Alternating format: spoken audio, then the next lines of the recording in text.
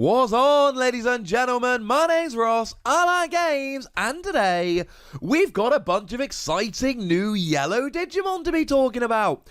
We've got, well, pretty much the whole set's been spoiled now, which means we get to spend our days sitting here and going through all kinds of new Digimon cards.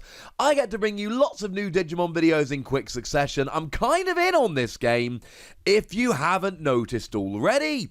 So, we're talking Yellow Digimon today, and let's start off today having a look at Kudamon. Shout out to the lovely Ian Elliott for helping me out with the names of some of these Digimon. So why don't we start off having a little bit of a look at Kudamon. Now, Kudamon is a level 3 Digimon. Also, love the design of this one, love the artwork, it looks really cool. It is a 0 cost to evolve, which we would expect from a level 3. A 3 cost to play normal, which is about right for a level 3. And 1000 power, which is pitifully weak. It's even weaker than that Petermon. But it has got a skill. So we expect the skill to be pretty gosh darn good, or else we're going to be disappointed. What does the skill do? When you attack, if you've got 4 or fewer cards in hand, draw 1. And I don't know how I feel about this. Now, it's nice to have the skill, but the problem is it's a skill that only works when you attack. And you're a 1000 power Digimon. So unless you're boosting the power here, there is literally no Digimon that you can destroy without being destroyed yourself. Although we've not been told that if you get destroyed while attacking, the skills don't activate. I believe they would, but I don't think it's worth giving it up to get a card. So you kind of have to attack into your opponent's stack and hope you hit an option or tamer card, because any Digimon you hit will destroy you. So you're probably giving this Digimon up in order to draw a card. So, I mean, I kind of want to love it, but the fact of the matter is, it is an incredibly, literally as weak as you can get Digimon, with a skill that only activates when you attack. Which probably isn't going to go well, because of the whole hideous weakness thing. Never mind. Moving on, we've got Labramon. This is one of the ones Ian helped me out with. It took me a minute to figure this one out. Apparently, it looked a bit too much like a bunny, but it's a dog. It's a Labrador, in fact. We have got a level 3 Digimon. Again, 0 cost to evolve, 3 cost to play normally, what we would expect. Again, 1000 power. So, just like we saw with Kudamon here, it could not be any weaker. But seriously, check out how wonderful the artwork is. It's got an inheritable skill whereby when your opponent's Digimon's power becomes 0 and is destroyed, draw 1. So actually, it's got the same stats that we just saw on Kudamon, and it lets you draw 1, but I like this way more. I mean, firstly, drawing a card is good, and secondly, the yellow deck is very much built, generally at least, around lowering power and destroying Digimon. I've talked over and over again about the Labramon, that when you attack, lowers one of your opponent's Digimon by 4000 power. That one's pretty good. Just the other day, we were having a little bit of a look at Mistimon, and when you play Mistimon, 2 of your opponent's Digimon get 3000 less power until the end of turn. So we've got plenty of good options here for lowering power. And this does not say limited to once during your turn. It says, when your opponent's Digimon's power becomes 0 and is destroyed, draw 1. So I believe that this means that you can potentially stack this and use it multiple times, which is kind of awesome. We'll probably need a ruling on exactly whether it does stack or not. If it does, I like this way more. So I'm kind of loving Labramon.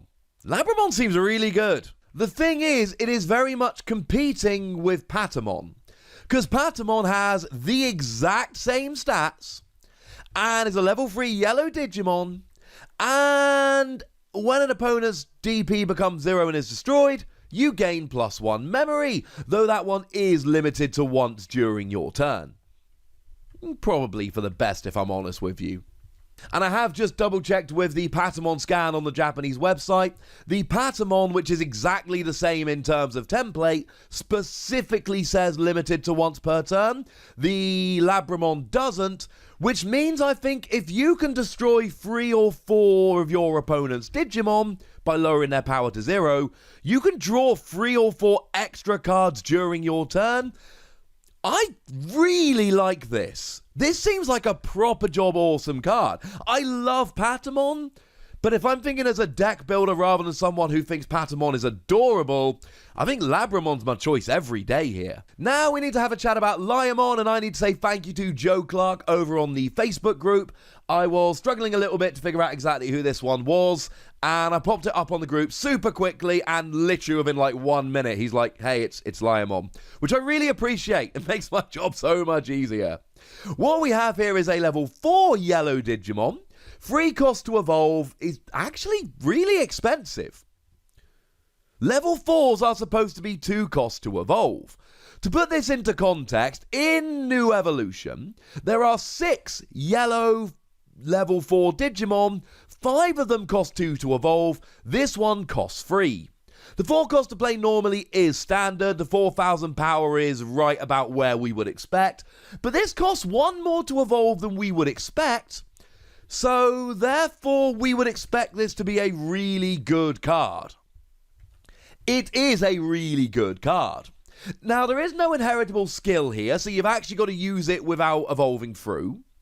But when you attack, if you've got 3 or more memory, you may lower one of your opponent's Digimon by 2,000 power.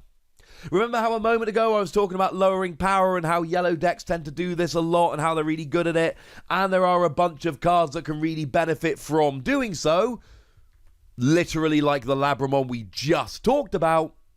Yeah, here's another one. And this is actually really powerful. I mean, to take some comparisons here, the Magna Angemon in the starter deck has an inheritable skill that when you attack, you lower one of your opponent's Digimon by 1,000. Now, Seraphimon does lower by 4,000, but Seraphimon's also a level 6. So we do expect a little bit more. What's the problem here? Because this does seem like a great skill. You're a 4,000 power Digimon. And this just goes back to what I was saying about Kudamon at the beginning of the video.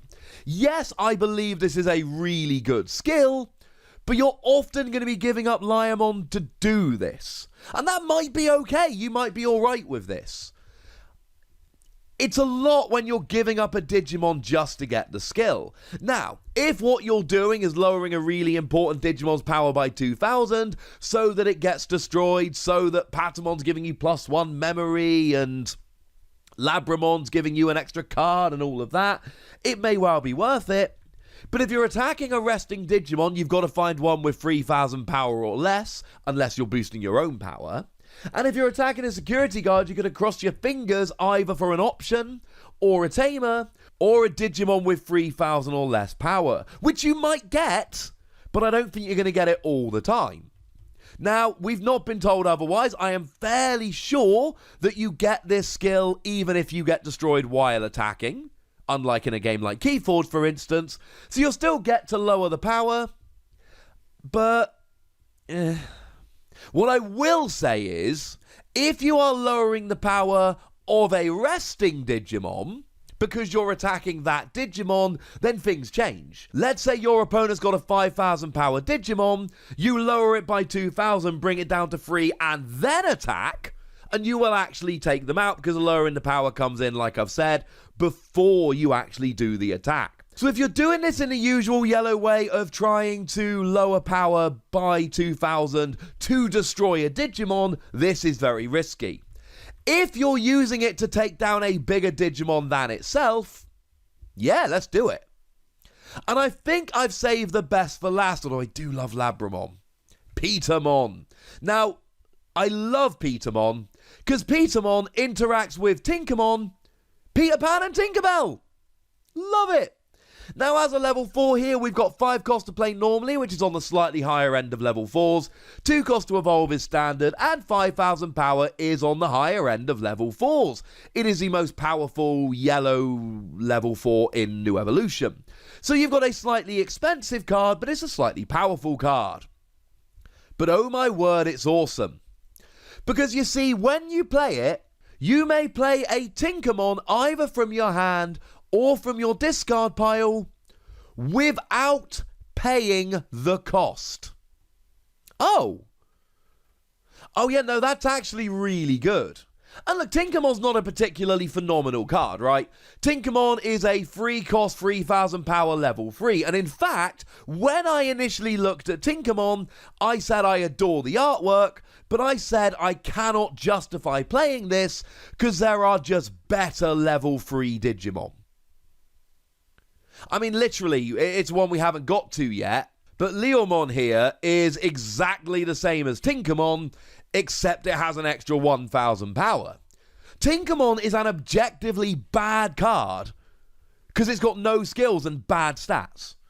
There are literally identical cards you could play instead. Want another example? How about Tsukaimon, who's got the same power but is one cheaper to play from hand? Tinkermon sucks. However, in the context of Petermon, it becomes a really good card. Because now it's not a free cost 3000 power Digimon. It is a 0 cost 3000 power Digimon. And now I am all in favour of it, ladies and gentlemen. And this is what we often see. A lot of the time when we're looking at cards as they're revealed, we're not seeing the full picture. Tinkermon sucks. But if you're playing Petermon, then you're basically paying 5 cost to play normally, and it is a play skill, not an evolution skill, but you're paying 5 cost to get a 5000 power and a 3000 power Digimon down. This is ridiculous, it's brilliant, and it actually makes Tinkermon good. And then you can take that ridiculously awesome artwork and get it into your deck, which is lovely. So there we go, ladies and gentlemen. Those are the yellow Digimon that have abilities that we've not been able to talk about up to now. There are some vanilla cards, we'll be looking at them in a subsequent video, but these are all the yellow cards with abilities that we've not talked about so far. And I'd like to know what you think. Personally, I am a huge fan of Labramon for the draw power, and I think in the right deck, Labramon could give you ridiculous draw power, and Petermon letting you play a card for free. Count me in, ladies and gentlemen. Count me in. But I'd like to know what you think. I'd like to know where you're standing with all of this. So let me know in the comment section, would you? Go nuts, me nice. And then make sure you like this video, subscribe to this channel, follow me on Twitter at the Wossy. That's where we talk Digimon and a whole bunch of other games. And please do consider checking out patreon.com/PTCG Radio, where you can support the channel, get some bonus podcasts, all that good stuff. But by far the most important thing as always, look after yourselves till next time, would ya? Thank you very much for watching. My name's Ross, and you've been watching Wossy Plays.